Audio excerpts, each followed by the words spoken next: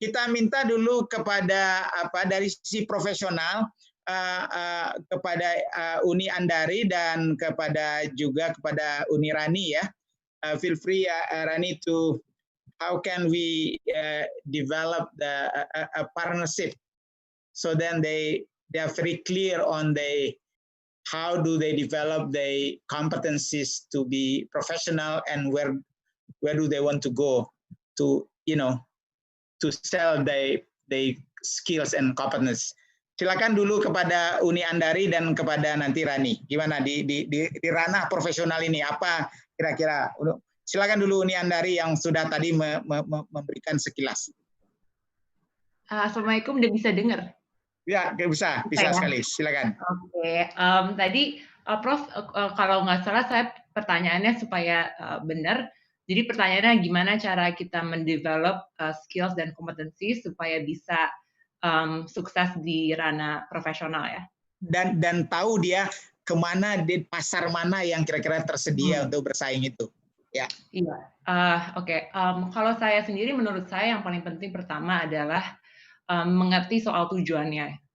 Jadi kira-kira kalau kita tahu persis perusahaannya itu seperti apa dan juga budayanya seperti apa dan tahu what exactly they're looking for, kalau mereka mau memilih atau hire employee, kita bakal bisa lebih cater our profile supaya lebih cocok dengan itu.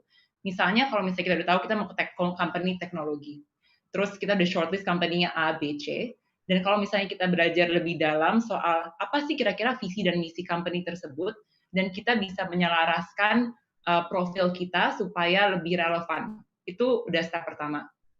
Dan kedua sendiri, kan kalau yang pertama soal mengerti soal perusahaan, keduanya itu adalah dari sisi role-nya tersebut. Jadi kan dari perusahaan tuh banyak ya role yang dicari. Kalau saya kan di people operations, ada strategi, ada sales misalnya, atau finance. Dan mereka itu punya spesifik kompetensi yang mereka cari kalau misalnya mereka mau hire orang.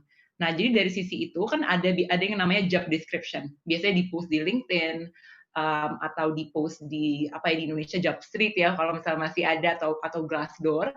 Dari sisi itu biasanya mereka tulis kualifikasi yang mereka cari itu kira-kira apa, edukasi yang mereka butuhin background-nya apa, skill-skillnya yang secara technical, secara profesional dan leadership biasanya udah di-mention. Nah, kalau misalnya kita udah mendalami itu, at least 2 itu sendiri, kita akan lebih mudah untuk menjawab dan mengantisipasi pertanyaan-pertanyaan yang bakal ditanya saat interview proses. Jadi kira-kira secara I guess high level-nya seperti itu kayaknya, Profesor. Terima kasih, Andari.